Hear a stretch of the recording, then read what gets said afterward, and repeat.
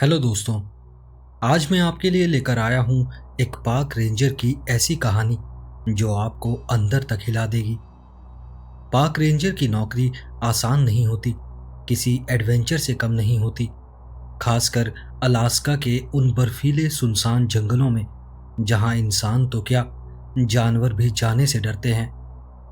लेकिन वहाँ लोग गायब हो रहे थे, और सिर्फ गायब नहीं हो रहे थे बल्कि एक प्राणी उन्हें ले जा रहा था। लेकिन कौन था वो प्राणी जो -40 डिग्री सेल्सियस में भी जिंदा था? ये कहानी है कुछ ऐसे जीवों की जो सिर्फ इंसानों को मारते नहीं बल्कि उन्हें अपने लिए पालते हैं। ये कहानी है उस खतरनाक सच्चाई की जिसे एक पार्क रेंजर ने अपनी आंखों से देखा, और जिसे भूल पाना आज भी उसके लिए नामुमकिन है। तो चलिए शुरू करते हैं आज की ये कहानी।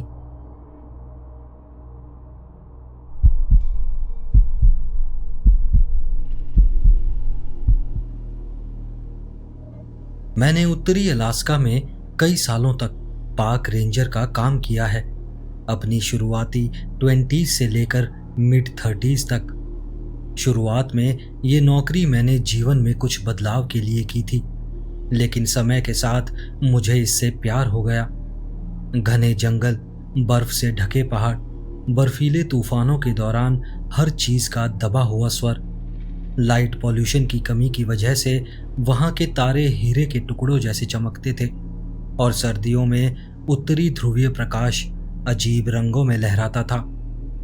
लेकिन कुछ साल पहले हालात बहुत बिगड़ गए थे। वहां के लोग बहुत बड़ी संख्या में गायब होने लगे थे, और मैंने खुद पार्क और नेचर प्रिजर्व के आसपास बहुत अजीब से अनुभव किए थे। मेरी कहानी का सबसे अजीब हिस्सा 2018 की एक बर्फीली अंधेरी रात में शुरू हुआ था। मैं एक भीषण बर्फीले तूफान में स्नोमोबाइल पर था। हालात इतने खराब थे कि आगे बढ़ना नामुमकिन था। बर्फ इतनी घनी और तेजी से गिर रही थी कि मेरे चारों ओर चमकती दीवार सी दिख रही थी। एक और रेंजर, एक विशालकाय आदमी जिसका नाम सैम एकोस्टा था, वो दूसरी स्नोमोबाइल पर मेरे साथ साथ चल रहा था। अचानक उसने मुझे रुकने का इशारा किया।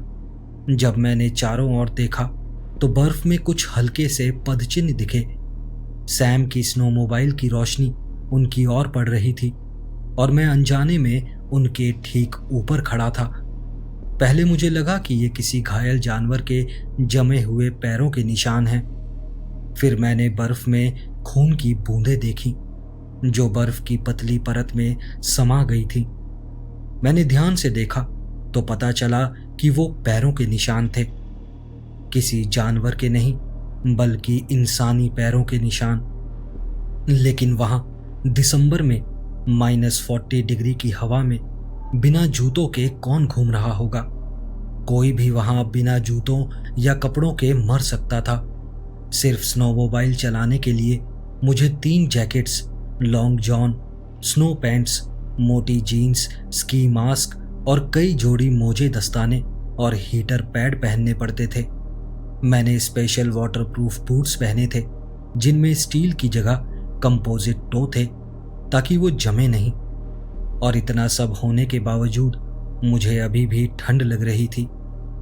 मैं आगे बढ़ा और पैरों के निशानों के बीच हाथों के निशान भी देखे, और सभी निशान खून से सने थे। बर्फ इतनी कठोर थी कि वो इंसानी हाथ पैरों को काट सकती थी। निष्कर्ष स्पष्ट था, कोई नंगे पैर यहां से गुजरा था, और ऐसी भयानक ठंड में संभावित था कि उसका जमा हुआ शव आगे जरूर मिलेगा। मैंने सैम की ओर देखा। वो अभी भी वहीं खड़ा था। उसका चेहरा लाल स्कार्फ से ढका था और सिर्फ उसकी आंखें दिख रही थीं। मैंने उसकी बर्फ से ढकी भौं को सवालिया अंदाज में उठते देखा। लगता है पास ही कहीं लाश मिलने वाली है, मैंने स्नोमोबाइल पर वापस चढ़ते हुए कहा। फिर सैम बोला, हे भगवान, कोई नशेड़ी यहां बिना कपड़ों के घूम रहा है क्या? यार, मुझे भी उसके नशे का एक हिट चाहिए। मैंने 2 स्वेटर और 2 जैकेट पहनी हैं, फिर भी कांप रहा हूं। लेकिन मैं चुप रहा। मैंने कोई जवाब नहीं दिया। सैम हमेशा ऐसे चुटकुले कसता रहता था।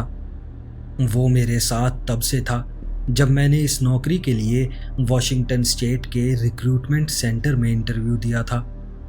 खैर, मैंने स्नोमोबाइल का इंजन 2 बार रेव किया। ये एक संकेत था कि मैं चलने वाला हूं और उसे मेरे साथ रहना चाहिए। हमने धीरे धीरे आगे बढ़ना शुरू किया। हम उन निशानों का पीछा करने लगे, लेकिन वो निशान बस चलते ही जा रहे थे और खून के धब्बे धुंधले पड़ते जा रहे थे।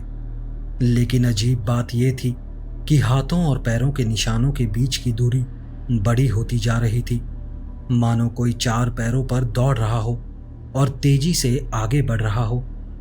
अब तक हम एवरग्रीन के जंगल की शुरुआत में पहुंच चुके थे और तभी मुझे आगे एक सफेद झलक दिखाई दी। हमारे सामने कोई भाग रहा था। वो चीज जो हमसे भाग रही थी इंसानी आकार की थी, लेकिन मैं जानता था वो कोई इंसान नहीं था। वो हाथों और पैरों पर दौड़ रहा था, पूरी तरह से नंगा था। उसकी त्वचा मुर्दे जैसी सफेद थी। उसने स्नोमोबाइल की रोशनी की ओर पलटकर देखा और मैंने एक बालों से रहित प्राणी देखा जिसकी त्वचा उसके बंदर जैसे शरीर से चिपकी हुई थी। उसके होंठ पीछे की ओर खिंचे हुए थे, मानो कोई उन्हें खा गया हो। उसके मुंह में काले लाल मसूड़ों के बीच टेढ़े नुकीले और खून से सने दांत दिख रहे थे। उसकी नाक की जगह सिर्फ 2 छेद थे और उसकी आंखें स्नोमोबाइल की रोशनी में रैकून या ओपोसम की तरह चमक रही थी। उसके विशाल और राक्षसी चेहरे में धसी हुई थी। और फिर मैंने देखा कि खून के निशान किस चीज के थे। जहां तक मैंने देखा वो प्राणी बिल्कुल भी घायल नहीं था, लेकिन उसके मुंह में टेढ़े और खूनी दांतों के बीच एक छोटे बच्चे का शव था। बच्चे का सर इधर उधर लटक रहा था, गर्दन टूटी हुई लग रही थी। उसके मुंह और नाक से लगातार खून बह रहा था। उसकी छाती में गहरे छेद थे। वो शायद दांतों के निशान थे जिन्होंने उसकी पसलियां तोड़ दी थी। बर्फ पर खून के धब्बे उस छोटे बच्चे के थे। मेरी स्नोमोबाइल में एक लोडेड राइफल थी और मेरी पीठ पर एक 12 गेज शॉटगन टंगी हुई थी। मैं उन्हें भालू या मूस के हमले की स्थिति से निपटने के लिए अपने पास रखता था। मैं हमेशा शॉटगन को अनलोडेड रखता था और मुझे लगता था कि उसकी गोली किसी भी बड़े जानवर को रोकने के लिए सबसे कारगर थी।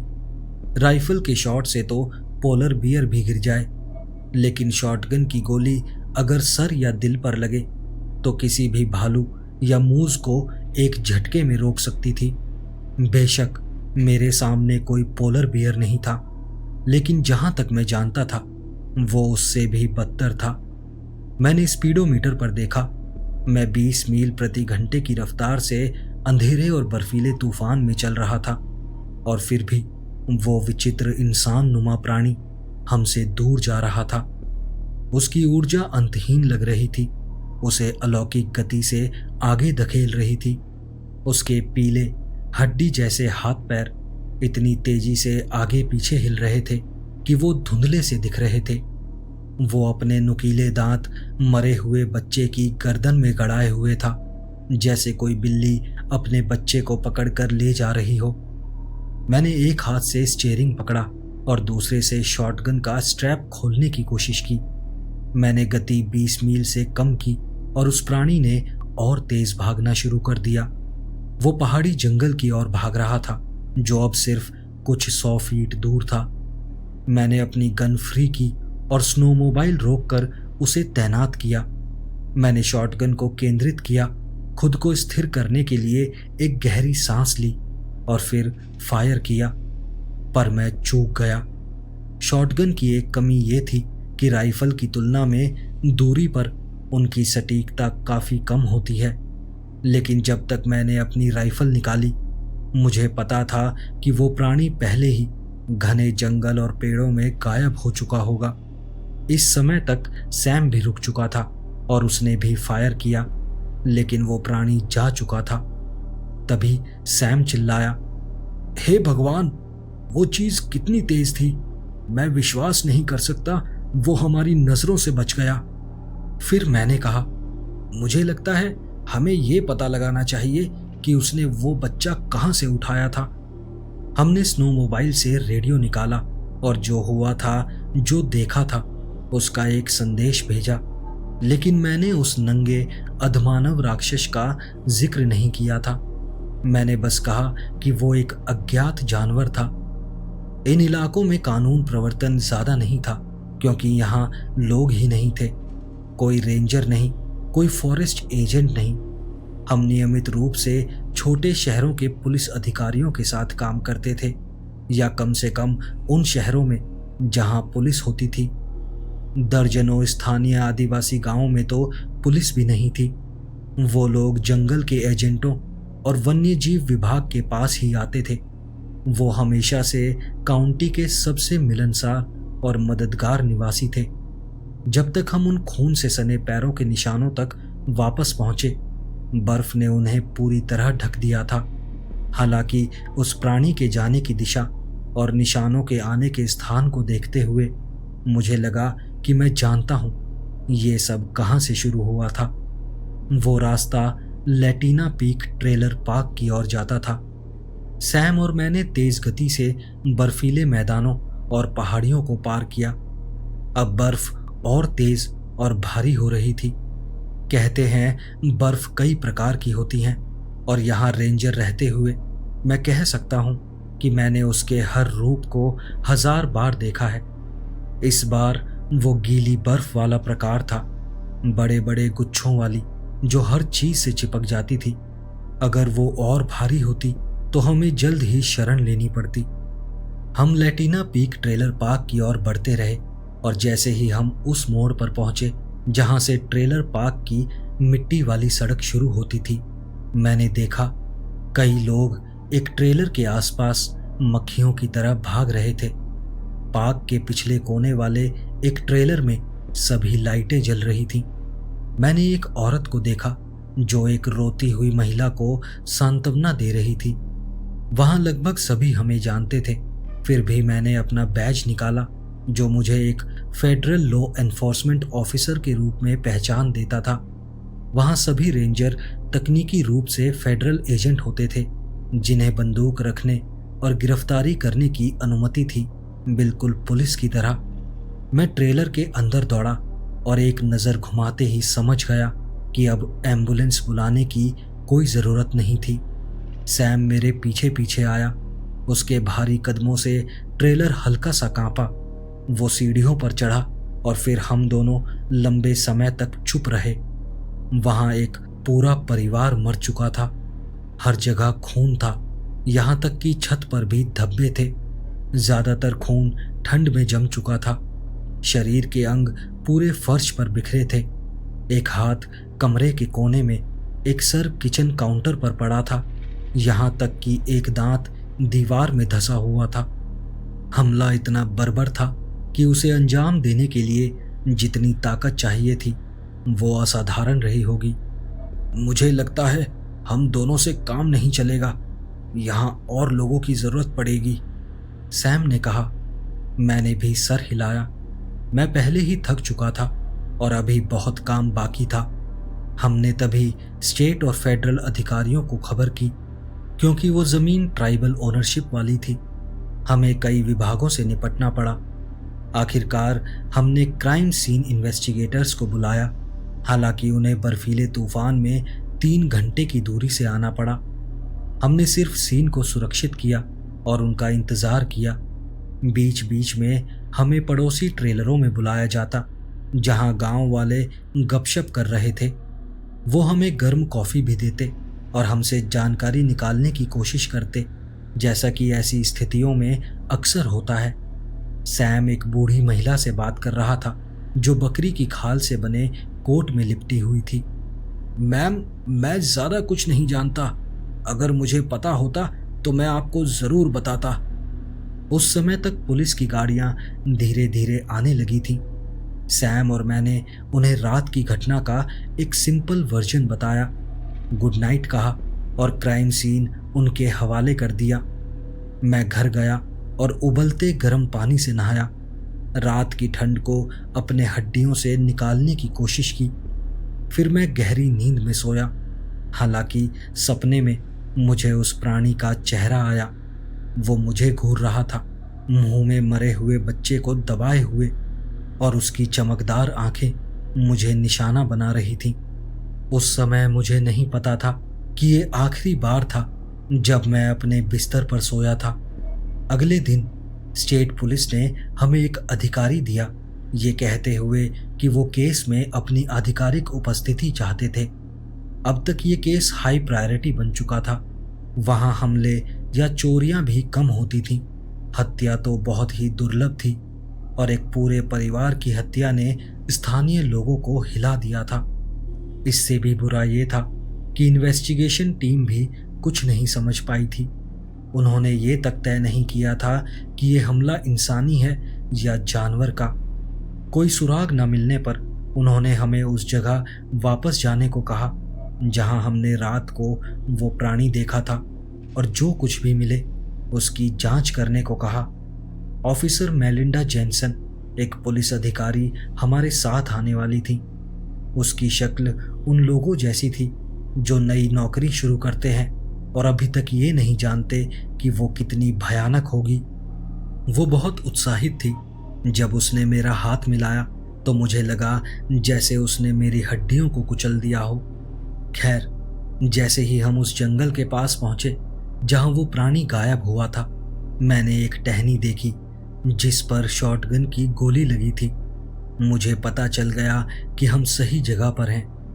दिन के उस उजाले में मैंने देखा कि पेड़ों के बीच एक घुमावदार रास्ता था। शायद कोई पुराना जानवरों का रास्ता था। वो इतना चौड़ा था कि हम धीरे धीरे अपनी स्नोमोबाइल निकाल सकते थे। कभी कभी मुझे उतरकर बड़ी टहनियों को हटाना पड़ता, लेकिन कुल मिलाकर वो रास्ता हमारी उम्मीद से ज्यादा आसान था। वो रास्ता एक पहाड़ी के ऊपर से गुजरता हुआ नीचे उतरा, फिर एक पहाड़ के चारों ओर घूमता हुआ ऊपर की तरफ चढ़ा। अब हम 7,000 फीट की ऊंचाई पर थे और नज़ारा सैकड़ों मील तक फैला हुआ था। नीचे जमी हुई सफ़ेद धरती, एक तरफ पहाड़, दूसरी तरफ आर्कटिक महासागर। वो सब कुछ बहुत लुभावना था। लेकिन हमसे कुछ 100 फीट आगे रास्ता अचानक खत्म हो गया। तभी मैंने पहाड़ में एक खुला हुआ स्थान देखा। स्नोमोबाइल को धीरे से आगे बढ़ाते हुए मैंने अंदर झांका और प्राकृतिक रूप से बना पत्थर का गलियारा देखा। गलियारा बिना सीढ़ियों के एक तीखे कोण पर नीचे की ओर जाता था। उस गहराते अंधेरे से एक डरावनी खामोशी फैल रही थी।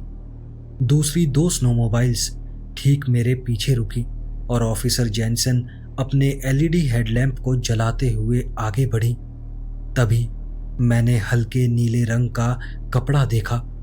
वो उस गायब बच्चे के कपड़ों का एक टुकड़ा था। मेरे हिसाब से ये सबूत काफी है। चलो इस काम को जल्दी खत्म करते हैं जेनसन। मैं सनसेट होने से पहले वापस जाना चाहता हूं। वो बिना रुके आगे बढ़ गई।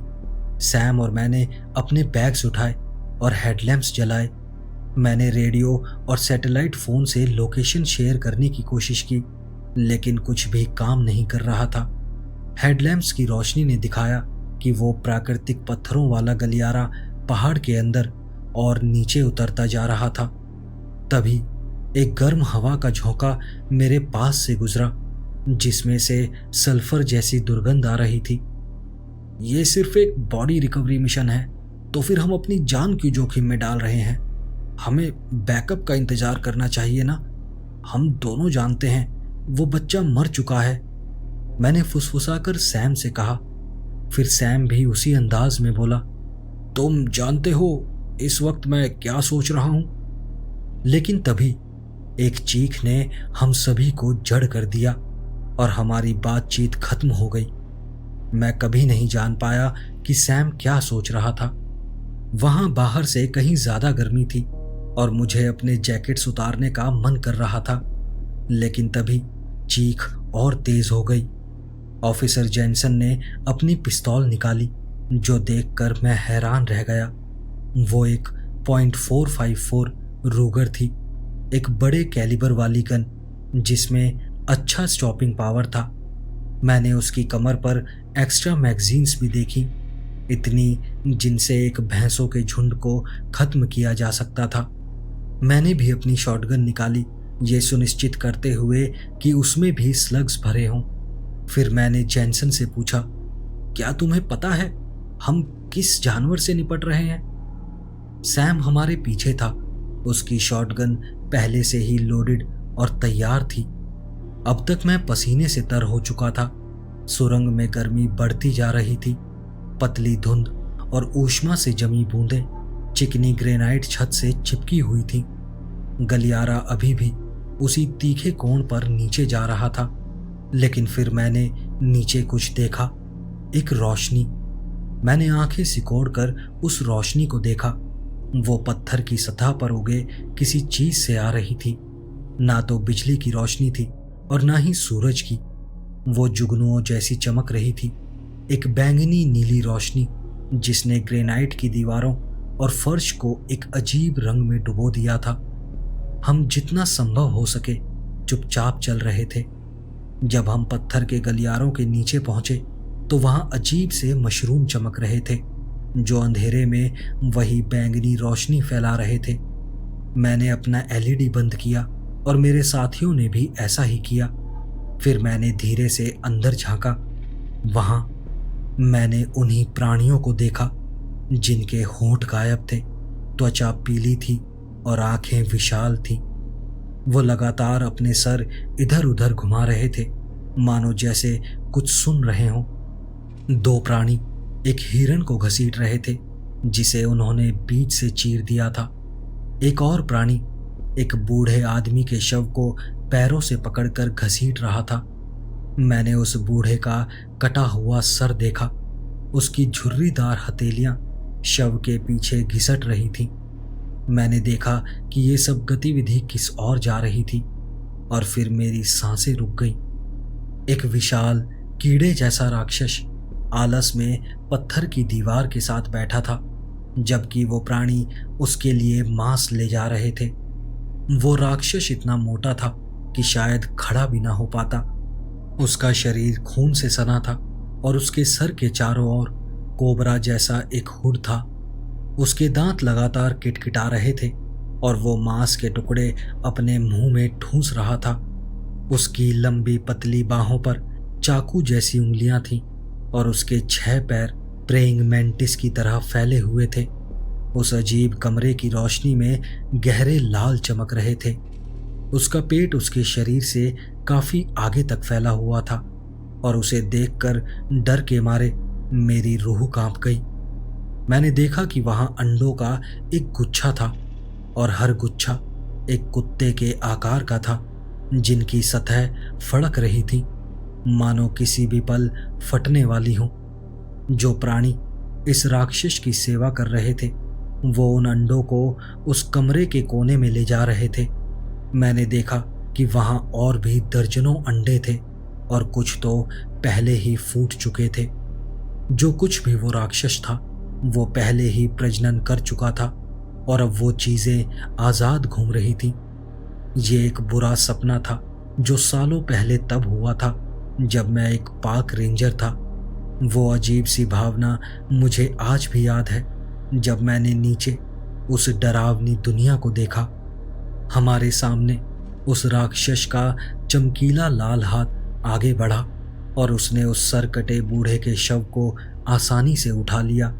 मैंने देखा कि उस राक्षस ने अपना जबड़ा इतना चौड़ा खोला कि वो शव बिना किसी दिक्कत के अंदर चला गया। उसने मुंह बंद किया और खून की एक बौछार उसके चेहरे और नीचे घिसे हुए पत्थर के फर्श पर फैल गई। गहरे लाल धब्बे उस राक्षस के सामने 20 फीट तक फैले हुए थे। तभी जैनसन ने कहा, हमें और अंदर जाना होगा। तुम पागल हो? क्या तुम मरना चाहती हो? वहां नीचे वो चीजें हजारों में हो सकती हैं। लेकिन निर्णय हमारे हाथ से निकल चुका था जब हमने एक लड़के की तीखी चीख सुनी। हम सभी ने एक साथ नीचे देखा और वहां सफेद मानव रूपी प्राणी एक छोटे लड़के को घसीट रहे थे। उसके शरीर पर कट्स और खरोंचे थी और वो कांप रहा था, हाइपोथर्मिया या डर से या दोनों से, लेकिन वो जिंदा था। उसकी आंखें खुली हुई थी जब उसे उस विशाल राक्षस की ओर घसीटा जा रहा था। मैंने फुसफुसाकर सैम और जैनसन से कहा, ठीक है, जैनसन और मैं आगे रहेंगे, सैम तुम पीछे से कवर करो। हम एक त्रिकोण बनाएंगे, जब एक रीलोड करेगा तो दूसरे दो कवर करेंगे। सैम तुम्हें बीच बीच में पीछे मुड़कर चेक करना होगा कि कहीं कोई घात तो नहीं लगा रहा। हमें उस लड़के को बचाना है, चलो। उन्होंने मेरे आदेश पर सवाल नहीं किया। उस लड़के को बचाने का समय नहीं था, हमें तुरंत आगे बढ़ना था। हमने चिकने पत्थर के फर्श पर आगे बढ़ना शुरू किया, दुश्मनों की अज्ञात संख्या से महज कुछ 100 फीट दूर। मैंने पहला फायर किया, अपनी शॉटगन को उन प्राणियों पर निशाना बनाते हुए जो मेरे सबसे नजदीक थे। पहले शॉट से एक का सीना उड़ गया। मैंने फायरिंग जारी रखी, दूसरे की एक टांग में लगा और तीसरे ने पीछे की दीवार के पत्थरों को चकनाचूर कर दिया। मैंने ये सब स्लो मोशन में देखा। एड्रेनलिन से मेरा खून उबल रहा था और लड़ाई की तीव्र जागरूकता मुझ पर छा गई थी। एक शॉट प्राणी के सर में लगा, वो एक फूटे हुए घड़े की तरह फट गया। उसका खून और हड्डियां चारों ओर बिखर गई। मैंने देखा जिस प्राणी ने उस लड़के को पकड़ रखा था वो उसे छोड़कर भागा और जैनसन ने रूगर से एक गोली उस पर दागी। वो एक अद्भुत शॉट था, लड़के को बिल्कुल ना छूते हुए उस प्राणी का सर उड़ा दिया। वो काफी जोखिम भरा लग रहा था, खासकर पिस्तौल से, लेकिन मैं समझ गया कि उसे निशानेबाजी का अनुभव था। फिर भी मेरी निजी राय में मैं उस दूरी से राइफल के बिना कभी फायर नहीं करता, और खासकर जहां एक बंधक हो। बंधक का सर उड़ने का खतरा बहुत ज्यादा था। इससे मुझे उसके नियंत्रण और जोखिम लेने की मानसिकता पर सवाल उठा। वो प्राणी एक पल के लिए लड़के का हाथ पकड़े खड़ा रहा।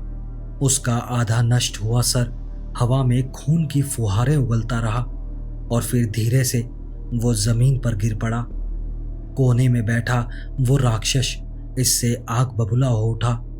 उसने एक भयानक चीख निकाली जो शक्तिशाली ध्वनि तरंगों में फैलती हुई कभी ऊंची कभी नीची हो रही थी। वो स्टीम विसिल की एक गहरी विकृत आवाज जैसी थी। मैं बंदूक छोड़कर कानों को ढकना चाहता था। वो चीख गोलियों की आवाज से भी ज्यादा तेज थी, और सबसे भयानक बात, वो राक्षस अब खड़ा हो चुका था।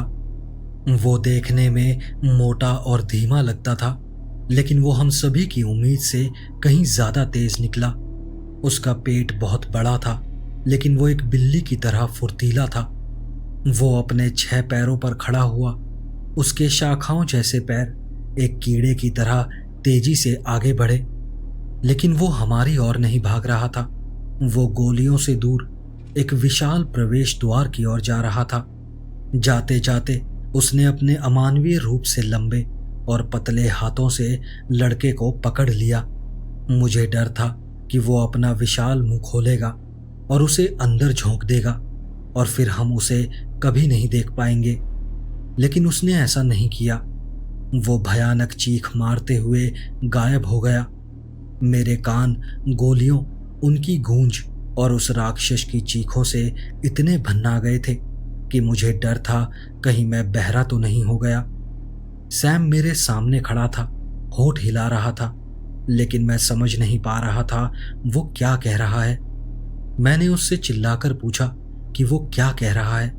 तभी उसने कहा, हमें उस लड़के का पीछा करना होगा, हमें उसे बचाना होगा। मैं जानता था कि वो सही था। एक जीवित बंधक का होना स्थिति को पूरी तरह बदल देता था। हमारा कोई बैकअप नहीं था और मदद के लिए कॉल करने का कोई रास्ता नहीं था। हमें खुद ही उसे बचाना होगा। ये एक पागलपन भरा प्रस्ताव था, क्योंकि यहाँ के प्राणी हमसे कहीं ज्यादा संख्या में थे, लेकिन एक बंधक को मरने देना कोई विकल्प नहीं था। हमारे पास स्नो मोबाइल्स में और गोला बारूद था। मैंने अपनी जेबें एक्स्ट्रा स्लग से भर ली थी, लेकिन मैंने इस स्थिति की उम्मीद नहीं की थी। सैम भी शायद ऐसी ही स्थिति में था। हमारे सामने दो विकल्प थे, वापस जाकर जितना हो सके गोला बारूद लाना और शायद उस बंधक को खो देना, या दूसरा आगे बढ़ना और सारा गोला बारूद खत्म होने का जोखिम उठाना, जो किसी भी हाल में जोखिम भरा था, क्योंकि हमें नहीं पता था कि इन सुरंगों में ऐसे कितने प्राणी रहते हैं। मैंने देखा कि यही विचार सैम के दिमाग में भी चल रहे हैं जब उसने स्नो मोबाइल्स की ओर देखा और फिर सुरंगों की ओर। मैंने आगे बढ़ने का इशारा करते हुए कहा, हम उस लड़के को खोने का जोखिम नहीं उठा सकते। जैनसन पहले ही आगे भाग चुकी थी और हमें उसके साथ रहने के लिए दौड़ना पड़ा। हम उन अंडों के पास से भागे। कुछ खाली थे तो कुछ जीवित प्राणियों से फड़क रहे थे। मैंने देखा कि मेरे नजदीक वाला अंडा खूनी नसों से धड़क रहा था। उसकी पतली चमकदार झिल्ली के अंदर एक विकराल कीड़े जैसी आकृति का प्रतिबिंब दिख रहा था। वो मरोड़े खा रहा था, अपने 6 पैरों से उस झिल्ली को धक्का दे रहा था जो उसे अंडे के अंदर कैद किए हुए थी। कितने और पहले ही फूट चुके थे। ये सब कब से चल रहा था। हमने हेडलैम्प्स जलाए और सुरंग में दौड़े। जैनसन आगे थी, फिर सैम और मैं सबसे पीछे। मैं बीच बीच में पीछे देखता, लेकिन अभी तक कोई हमारा पीछा नहीं कर रहा था। वो राक्षस अब भी चीख रहा था, लेकिन उसकी आवाज काफी दूर और मंद हो चुकी थी। मेरी रूह कांप गई जब मैंने चारों ओर से दर्जनों जवाबी चीखें सुनी, अलग अलग सुरंगों से जो इस मुख्य सुरंग से निकलती थीं। कुछ बहुत दूर से आ रही थीं, मुश्किल से सुनाई दे रही थीं, लेकिन कुछ बहुत नजदीक लग रही थीं। मैंने उस लड़के की चीख भी सुनी, हालांकि वो धीरे धीरे धीमी पड़ रही थी। हमने और तेज दौड़ने की कोशिश की, लेकिन इंसान के 2 पैर उस 6 पैरों वाले राक्षस के आगे क्या कर सकते थे। सुरंग खाली लग रही थी। वो अजीब सी फफूंद यहां भी हर जगह उगाई थी। अब हमें हेडलैम्प की जरूरत भी नहीं थी। हालांकि सुरंग में इतने मोड़ और इतनी शाखाएं थीं कि दूर तक देखना मुश्किल था। हर 100 फीट पर एक नई दीवार आ जाती, कभी दाएं तो कभी बाएं मुड़ती। जब हम दौड़ रहे थे, मैंने कुछ छोटी सुरंगों से लाल आंखों की चमक देखी, लेकिन जब मैंने गन तानी तो वो गायब हो गई। अब उन राक्षसों की चीखें धीमी पड़ चुकी थीं और एक डरावनी खामोशी कोहरे की तरह छा गई थी। हम सभी एक चौराहे पर रुक गए थे, जहां एक सुरंग बाएं और एक दाएं जाती थी और मुख्य मार्ग सीधा आगे बढ़ता था। खुशकिस्मती से हमने अभी तक मुख्य मार्ग नहीं छोड़ा था, इसलिए वापस जाना आसान होना चाहिए था। वहां नीचे सांस लेना भी मुश्किल हो रहा था। हम पहाड़ों की गहराई में उतर चुके थे, जो आर्कटिक महासागर के समानांतर चलते थे। मैंने अपने सारे जैकेट्स खोल दिए और टोपी उतार दी, लेकिन फिर भी उबलता हुआ महसूस कर रहा था। मैं देख सकता था कि वो दोनों भी ऐसा ही महसूस कर रहे थे। उनके चेहरों से पसीने की धारा बह रही थी और वो अपने कपड़े उतार रहे थे। उन्होंने कुछ जैकेट्स जमीन पर फेंक दी, क्योंकि वो भी अब गर्मी नहीं झेल पा रहे थे। तभी सैम ने कहा, गॉड डैम इट, लगता है हमने उस लड़के को खो दिया है। चलो वापस चलते हैं और इसकी रिपोर्ट करते हैं। हमें इस इलाके में कहीं ना कहीं सैटेलाइट फोन का सिग्नल जरूर मिल जाएगा। मैंने सोचा कि काश हम ऐसा कर पाते, लेकिन उसी पल मुझे कंपन महसूस हुआ। वो एक छोटे से कंपन से शुरू हुआ जो लगभग महसूस ही नहीं हो रहा था। मैंने चारों ओर देखा, बैंगनी रोशनी वाली दीवारें और वो अजीब सी फफूंद जो हर चीज को ढके हुए थी। उस कंपन के तेज होने पर वो दीवारों से अलग होने लगी थी, जैसे ही उनकी जड़ें पत्थर और मिट्टी से अलग हुई वो तुरंत बुझ गई। उनकी रोशनी बिल्कुल स्विच ऑफ हो गई। भूकंप, मैं चिल्लाया, लेकिन जैनसन और सैम को ये पहले से ही पता था। हमने सुरक्षित जगह ढूंढनी शुरू की और एक साइड टनल में शरण ली जहां जमीन ज्यादा स्थिर थी। हमारे पीछे एक विशाल चट्टान गिरी, शायद सैकड़ों साल बाद अपनी जगह से हिली। हम और तेज भागे। अचानक हमारे पीछे ऐसा लगा जैसे पूरी मुख्य सुरंग ढह रही हो। भागते समय छोटे पत्थर मेरे चेहरे और छाती पर लगे, लेकिन जल्द ही पता चल गया कि जो भी फॉल्ट लाइन खिसकी थी वो पीछे मुख्य सुरंग के नीचे थी। टनों मिट्टी और पत्थर ढह गए थे और फिर जैसे अचानक शुरू हुआ था वैसे ही अचानक रुक भी गया। कुछ छोटे झटके अभी भी आ रहे थे, लेकिन लग रहा था कि हम सुरक्षित थे। हमने अपने हेडलैम्प जलाए और मुख्य सुरंग की ओर लौटे, उम्मीद करते हुए कि कोई रास्ता जरूर मिल जाएगा। हमें स्नोमोबाइल्स तक पहुंचना था और ज्यादा जरूरी हमें मदद चाहिए थी। हो सकता है यहां और भी बंधक हों। मैंने पूछा, सब ठीक है? जैनसन ने अपने चेहरे से गंदगी पोंछते हुए हाँ कहा। उसके माथे से खून की एक पतली धार बह रही थी। जब हमने मुख्य सुरंग देखी, विशाल चट्टानें हर तरफ बिखरी पड़ी थी। मैंने कहा, हमें वापस जाने का कोई और रास्ता ढूंढना होगा, ऐसे तो हम वापस नहीं जा सकते। लेकिन फिर जैनसन ने कहा, तुम्हें समझ आता है, यहां एक बंधक है। सैम बोला, और तुम कैसे उसे ढूंढ पाओगे? बंधक तो है, लेकिन उसको ढूंढोगे कैसे? ये सुरंगें हर दिशा में सैकड़ों मील तक जा सकती हैं। तभी हमारे पैरों तले एक और हल्का झटका लगा, एक छोटा आफ्टर शॉक। कुछ पत्थर लुढ़कते हुए हमारे आसपास आ गिरे। हम उस बच्चे को वापस लेकर जाएंगे। हम इतना आगे आ चुके हैं और वापसी का रास्ता भी बंद है। हमें कोई दूसरा रास्ता ढूंढना होगा। मैंने कहा। मेरे दिमाग में पेरिस की कैटाकॉम्स की डरावनी कहानियां चल रही थी। कैसे लोग वहां अंधेरे में खो जाते हैं, कभी बाहर नहीं आ पाते। उनकी हड्डियां शहर के नीचे ही रह जाती हैं। थोड़ा आराम करने के बाद हम आगे बढ़े। हमारा मनोबल बहुत नीचे था, यहां तक कि सैम भी उदास और चिंतित लग रहा था। हम मुख्य सुरंग में चलते रहे, उम्मीद करते हुए कि वो लड़का अभी जीवित होगा। आगे सुरंग चौड़ी होने लगी। अब फर्श और दीवारों पर विशाल चमकदार फफूंद उगाई थी, कुछ तो मेरी गर्दन तक ऊंची थी। तभी मुझे पानी बहने की आवाज सुनाई देने लगी। आगे बढ़कर मैंने देखा एक भूमिगत धारा बह रही थी। मैंने जल्दी से हाथों में पानी भरकर पीना शुरू किया। सैम और जैनसन ने भी मेरी देखा देखी में ऐसा ही किया। ऊपर देखा तो एक ग्रेनाइट का पुल था और उसके पार मेरी सांसें रुक गई। वहां एक कमरा था, सैकड़ों अंडे उस कमरे में रखे हुए थे।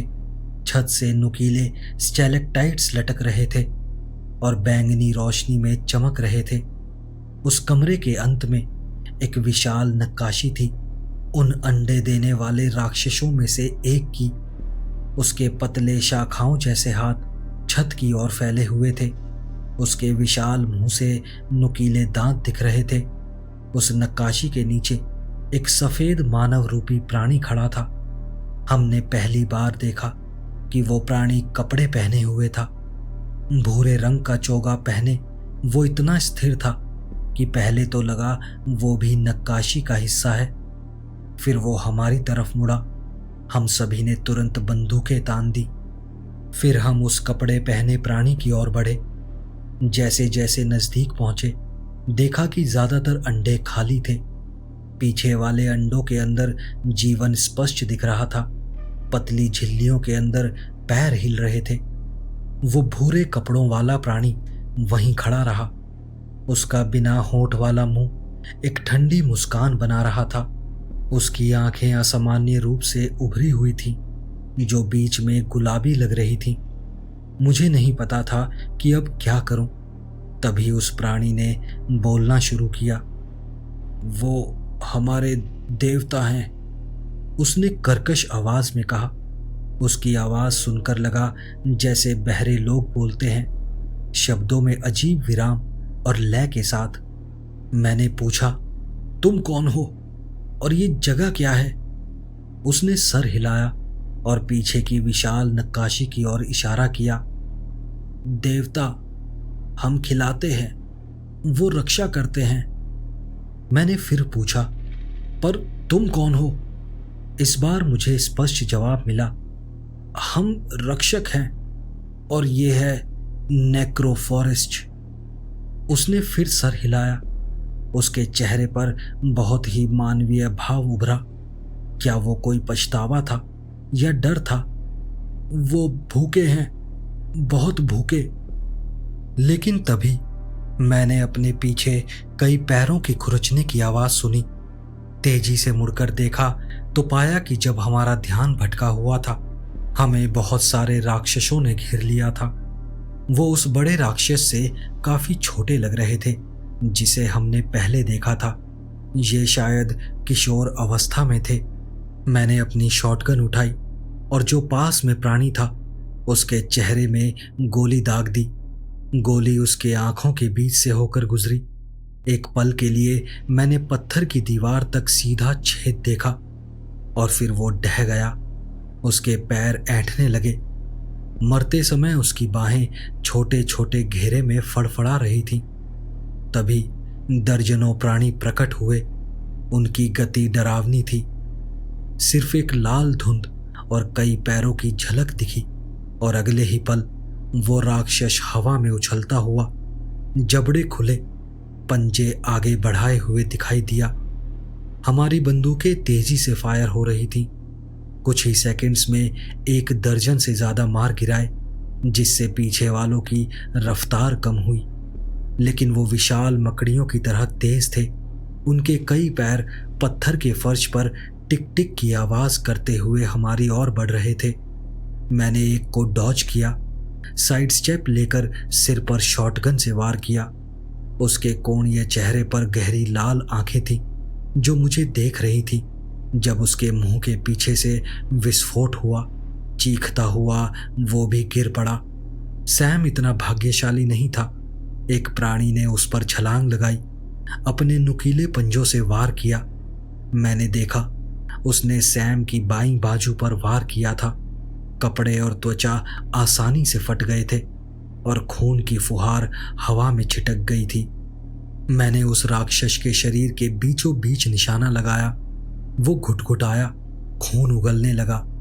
वो उठकर लड़ना चाहता था, लेकिन उसके पैरों ने साथ छोड़ दिया था। मैंने देखा कि वो जमीन पर पड़ा, मरने से पहले अंतिम बार लाते मार रहा था। सैम ने रिलोड किया और एक और को ढेर कर दिया।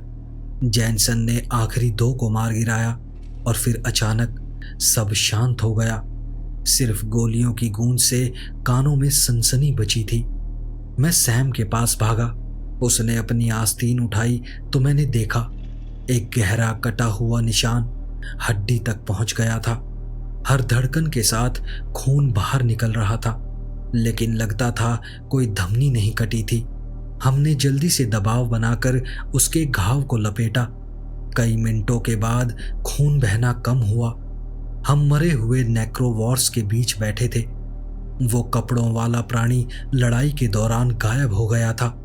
शायद नक्काशी के पीछे की सुरंगों में भाग गया था। अब हम सभी को प्यास लग रही थी।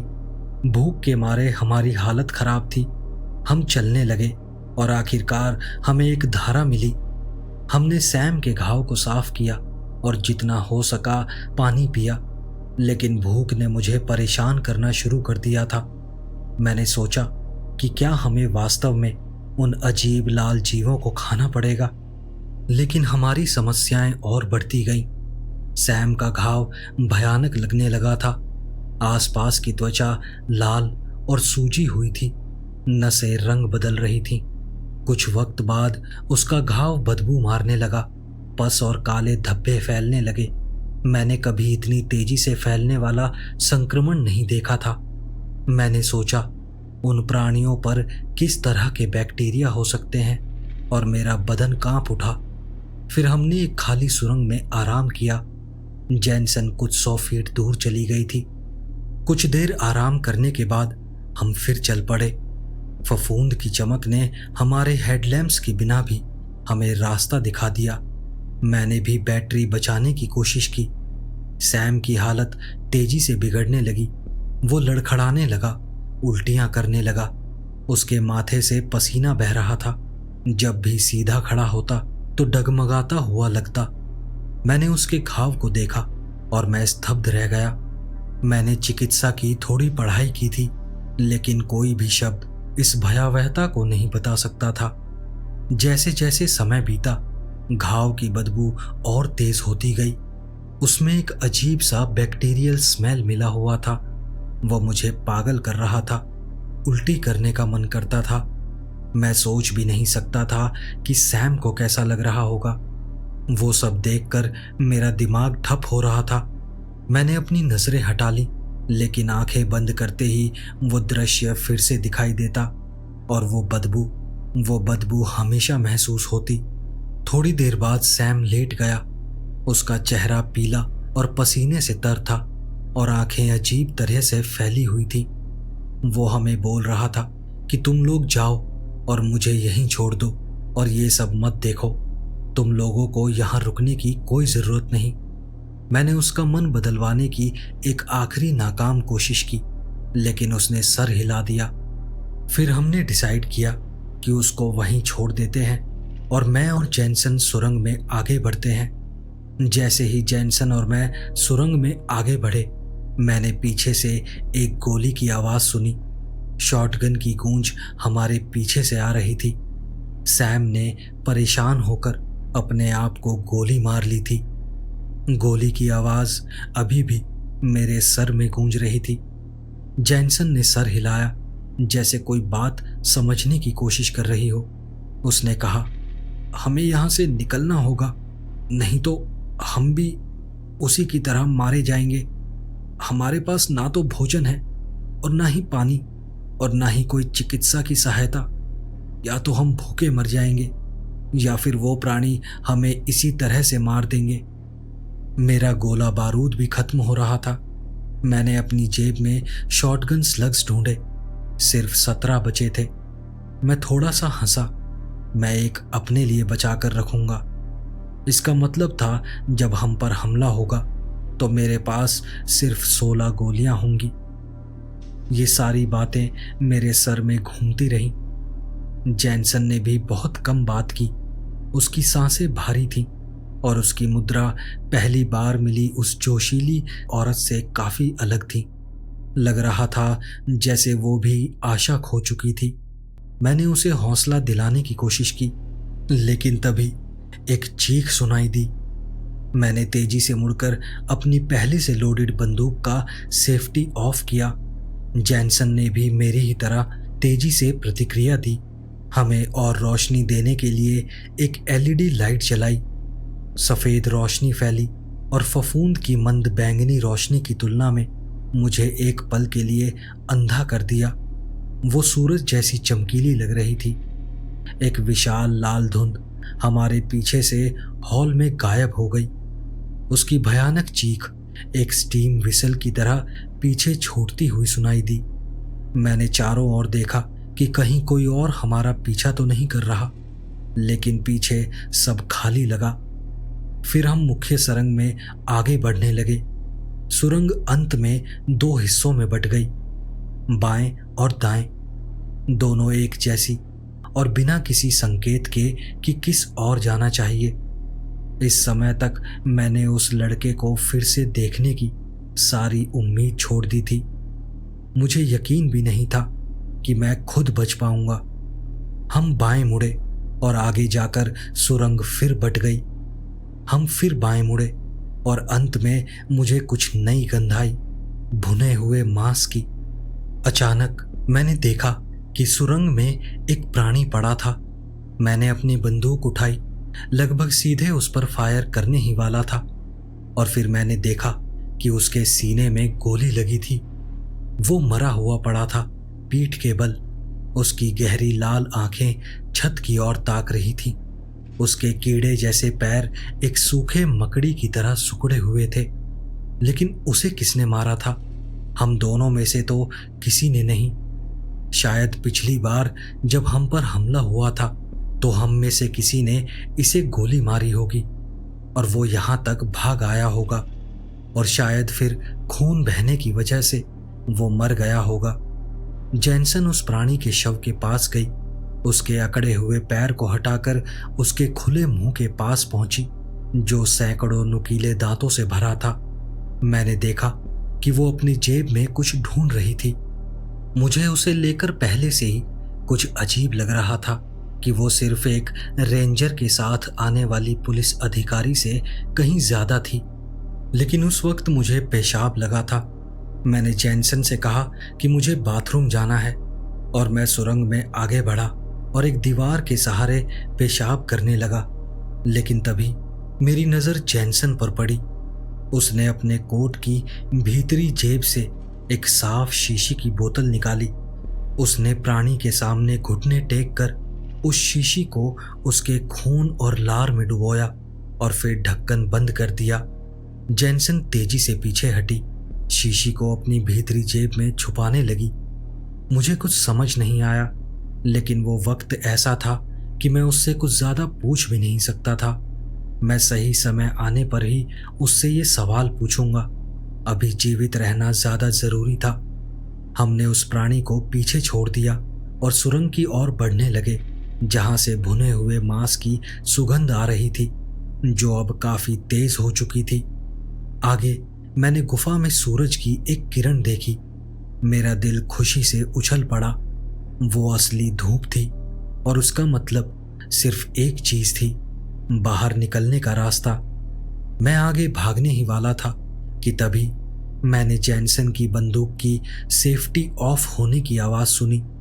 उसने सिर्फ 2 शब्द कहे, हिलना मत। वो मेरे ही कुछ फीट पीछे थी। मेरी शॉटगन अभी भी मेरे कंधे पर लटक रही थी, और मैं उससे दूर आगे की ओर देख रहा था। अचानक मुझे लगा शायद मेरा अंत नजदीक था।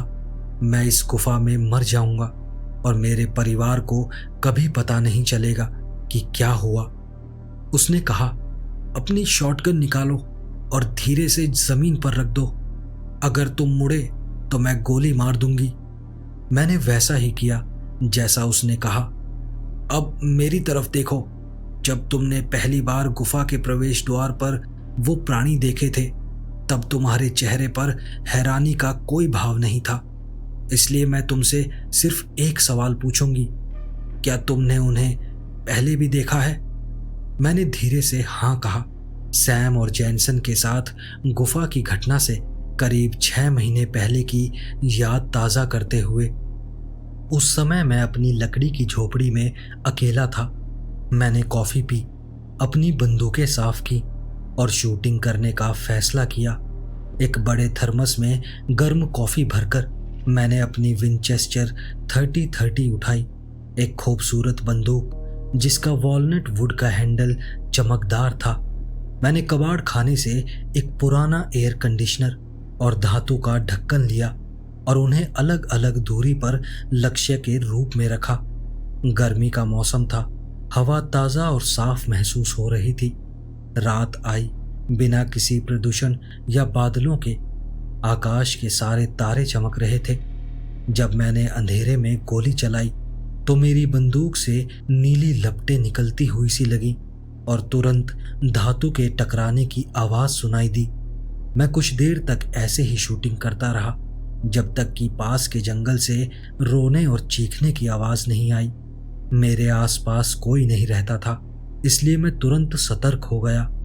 मैंने खुद को समझाने की कोशिश की कि शायद ये सिर्फ एक लोमड़ी या बिल्ली होगी, लेकिन वो आवाज़ अलग थी, ज़्यादा तेज़ और लगभग बनावटी सी। मैंने अपनी बंदूक फिर से लोड की, जेब में एक एक्स्ट्रा मैगजीन डाली और उस आवाज़ की ओर चल पड़ा। तभी मैंने एक, फिर 2 गोलियों की आवाज़ सुनी और चीखें और तेज हो गई। मैं जड़ों और पत्थरों से बचते हुए आगे भागा। गोलियों के बाद जंगल में एक डरावनी सी खामोशी छा गई थी और फिर मैंने उन्हें देखा। दो आदमी और एक लाल कीड़े जैसा विशालकाय प्राणी जो 8 फीट से भी लंबा था।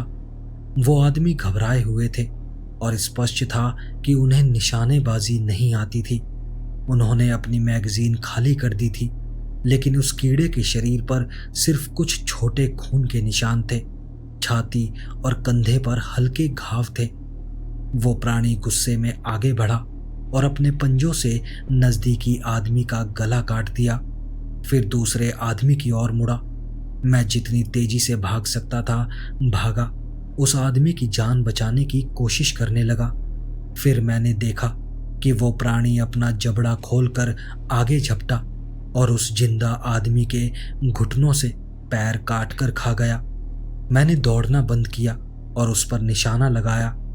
मैंने उस लाल प्राणी को सर पर कई गोलियां मारी।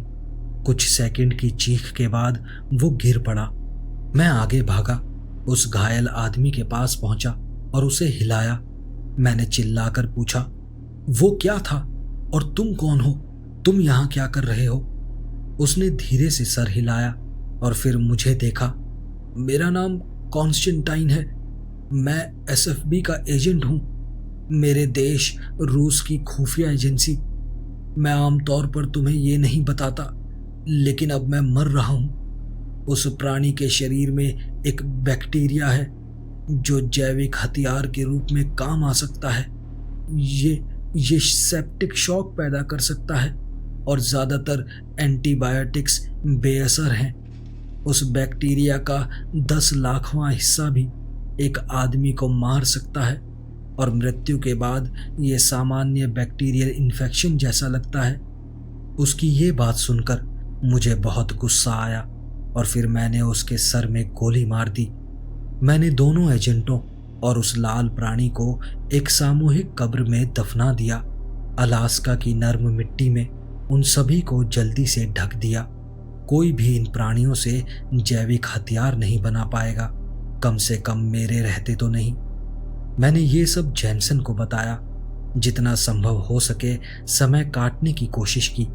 मेरी एकमात्र उम्मीद अब बस कोई चमत्कार था जो उसको रोक सकता था, क्योंकि मेरे दिल में मुझे पता था कि वो मुझे जीवित नहीं छोड़ेगी, जैसे रूसी एजेंट मुझे जीवित नहीं छोड़ते अगर वो नेक्रोवॉर को मारने में सफल हो जाते।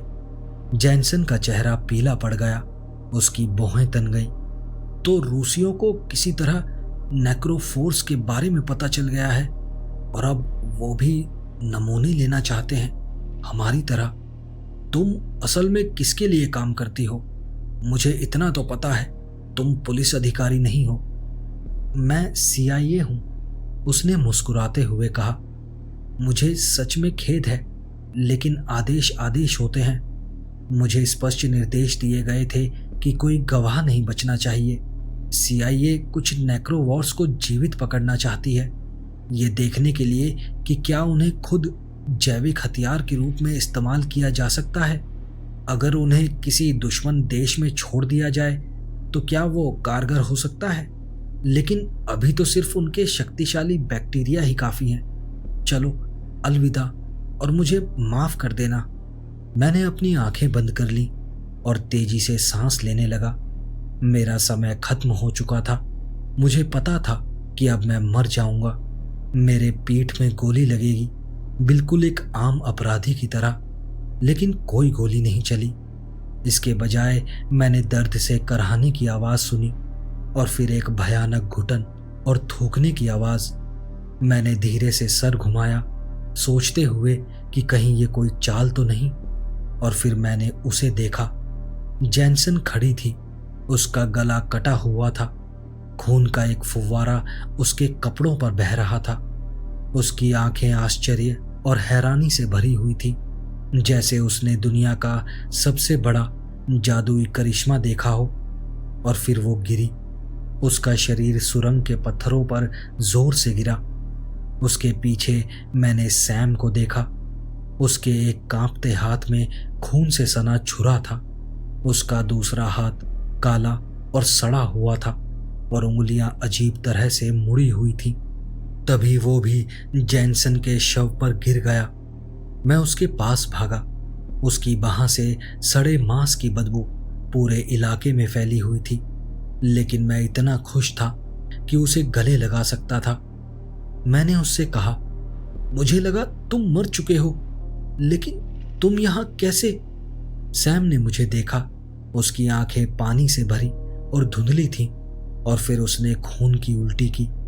तुम लोगों के जाने के बाद मुझ पर हमला हुआ। मैंने एक गोली का इस्तेमाल कर लिया था, एक नेक्रोवॉर पर गोली चलाने के लिए, जो तुम लोगों के जाने के तुरंत बाद मुझ पर घात लगाए बैठा था। और फिर मुझे मांस की गंध आने लगी। मैं धीरे धीरे उस गंध की ओर चला, और मैंने एक सफेद प्राणी को आग पर हिरन का मांस भूनते हुए देखा। उसके पास भोजन का भंडार था, मशरूम, फर्न और मांस। मैं हिरन की खालों के ढेर के पीछे छिप गया, और जितना खा सकता था मैंने वो खाना चुरा कर खाया, और मैं मरने का इंतजार करने लगा। मैं छत से टपकते पानी को पीता रहा, और फिर मैंने तुम्हारी और जैनसन की आवाजें सुनी। तुम्हारी आवाजें गुफा में गूंजी, और उसने उस सफेद प्राणी को डरा दिया जो खाना बना रहा था। फिर मैंने जैनसन का कबूलनामा सुना, इसलिए मैंने वहां आकर उसे मार डाला। फिर उसने अपनी बाह की ओर इशारा किया। काला बैंगनी सड़न अब उसके कंधे को पार करके छाती में फैल रहा था। मेरा वक्त खत्म हो रहा है। क्या तुम मुझे थोड़ी शांति दोगे? क्या तुम मेरे लिए एक दयालु काम करोगे?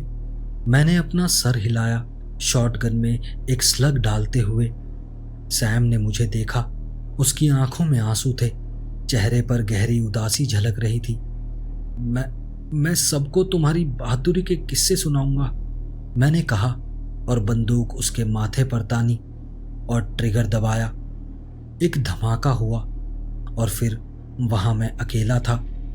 मैंने जैनसन से सारा गोला बारूद और बंदूकें ले ली। अब मेरे पास रूगर के लिए 19 राउंड थे। फिर मैं उस धूप की ओर चल पड़ा जो अभी भी गलियारे में दिख रही थी, ये प्रार्थना करते हुए कि वो बाहर निकलने का रास्ता हो। उस कमरे में मुड़ते ही मैंने वो देखा जो सैम ने देखा था। आग के अंगारों पर भुना हुआ एक हिरन, खाने लायक मशरूमों का ढेर, एक कोने में हिरन की खाल और जंगली सब्जियां। सूखे मांस के टुकड़े भी एक चट्टान पर पड़े थे। मेरी निराशा का ठिकाना ना रहा जब मैंने देखा कि छत के एक छोटे से छेद से ही धूप आ रही थी। वो आग का धुआं निकलने के लिए था। वहां तक पहुंचना असंभव था। वैसे भी छेद इतना छोटा था कि मेरा निकलना मुश्किल था, लेकिन इस चीज ने मुझे आशा दी। इसका मतलब था मैं जमीन से हजारों फीट नीचे नहीं था, और शायद बाहर निकलने का रास्ता ज्यादा दूर नहीं होगा। मैंने हिरन की खाल ली और जितना भोजन उठा सकता था बांध लिया। इतने समय तक अंधेरे में भूखे रहने के बाद ये मेरे जीवन का सबसे स्वादिष्ट भोजन था। यहाँ तक कि सबसे फीके स्वाद वाला खाना भी अमृत लग रहा था। मैंने हिरन की खाल को एक लाठी से बांधकर कंधे पर रख लिया और अपनी यात्रा पर निकल पड़ा। मैं हफ्तों भटकता रहा, मिले भोजन में से जितना कम खा सकता था खाता रहा। दूसरे हफ्ते मुझे एक और रसोई मिली जहां उन प्राणियों ने भोजन जमा किया था। सूखे मशरूम और जड़ी बूटियां, ठंडी पहाड़ी धाराएं मुझे पीने को पानी देती रहीं, लेकिन मुझे कोई बाहर निकलने का रास्ता नहीं मिला। हालांकि मैंने कई बार सफेद हाथों और लाल खोलों को पीछे छुपते देखा। दुश्मन बस मेरा पीछा करते हुए मेरे अंत का इंतजार कर रहे थे। और फिर वो अचानक आया। गुफा के एक मोड़ के पास एक विशाल दरवाजा। क्योंकि रात थी, पहले तो मैं समझ नहीं पाया कि क्या देख रहा हूं, लेकिन चांद की रोशनी फफूंद की बैंगनी रोशनी से इतनी अलग थी कि मैं खुशी से उछल पड़ा। मैं इस अनंत गुफा के अंत के करीब था। मैं भागने लगा, और तभी मेरे ऊपर हमला हुआ। वो हर तरफ से आए, भूरे कपड़े पहने रक्षक और लाल नेक्रोवॉर्स की झलकें। नेक्रोवॉर्स थूकते और फुफकारते हुए आगे बढ़े, जबकि वो कपड़ों वाले प्राणी अपनी विचित्र तीखी भाषा में बड़बड़ा रहे थे। मैंने बचा हुआ भोजन जमीन पर गिरा दिया। फिर एक झटके में मैंने रूगर 454 निकाली और दरवाजे की ओर भागते हुए उन नेक्रोवॉर्स पर सभी 6 राउंड खाली कर दिए। मैंने उनकी गहरी लाल आंखों पर निशाना साधा। मैंने सुरंग को मरे हुए नेक्रोवॉर्स से अवरुद्ध करने की कोशिश की, लेकिन पीछे के छोटे प्राणी अपने भाइयों के खून से लथपथ शवों के बीच से रेंगते हुए आ गए। हालांकि मैं बाहर निकलने के बहुत करीब था, मैं ताज़ी हवा महसूस कर सकता था। पीछे से हाथों ने मुझे पकड़ना शुरू किया, मेरी बंदूक छीनने की कोशिश की। मैंने आसपास की हर चीज पर उस बंदूक से प्रहार किया और कुछ सेकंड बाद हाथ ढीले पड़ गए। एक नेक्रोवॉर ने पिस्तौल पर झपट्टा मारा और वो जमीन पर गिर गई। उसे उठाने का समय नहीं था। अब मेरे दोनों ओर नेक्रोवॉर्स थे। वो भूख से तड़पते हुए, अपने मुंह खोले हुए, पंजे हवा में लहराते हुए तेजी से आगे बढ़ रहे थे। मैंने अपनी शॉटगन उठाई और फायर किया। पहले वाले का हाथ उड़ा दिया। वो चीखा और खून की धार बहती हुई दिखी। दूसरा सीधा मेरी ओर कूदा। मैंने उसके खुले मुंह में गोलियां दागी। वो मेरे से कुछ इंच दूर गिरा और तभी शॉटगन की क्लिक सुनाई दी। गोलियां खत्म हो चुकी थीं। मैं भागा, आखिरी गोलियां शॉटगन में डालने लगा। दरवाजे के पास पहुंचकर मैंने एक बड़े नेक्रोवॉर्स को दरवाजे पर गिरा दिया। उसके गिरने की वजह से पीछे आ रहे प्राणियों के लिए रास्ता बंद हो गया। मैं भागता रहा घंटों तक, जब तक कि दूर धुआं उठता नहीं दिखा। मुझे समुद्र तट पर एक छोटा गांव मिला। एक बूढ़ी औरत ने अपनी झोपड़ी का दरवाजा खोला। गांव में किसी के पास हैम रेडियो था, जिससे उन्होंने मदद बुलाई और मुझे बचाया। जब मैं वापस आया और पहली बार आईने में अपने आप को देखा तो मैं हैरान रह गया। मैं बहुत पतला हो चुका था। गालों की हड्डियां उभर गई थीं और आंखें धसी हुई थीं। पसलियां गिनी जा सकती थीं और पैर सिर्फ खाल से ढके हुए डंडे लग रहे थे। मैंने अपने बॉस या किसी और को पूरी कहानी नहीं बताई। मैं हफ्तों लापता था और मैंने सिर्फ इतना कहा कि एक गायब लड़के की तलाश में गुफाओं में खो गया था, जो एक हद तक सच था। मैंने नेक्रोवॉर्स या सैम की बहादुरी के बारे में किसी को नहीं बताया। वो कहानी मैंने आज तक अपने तक ही रखी थी।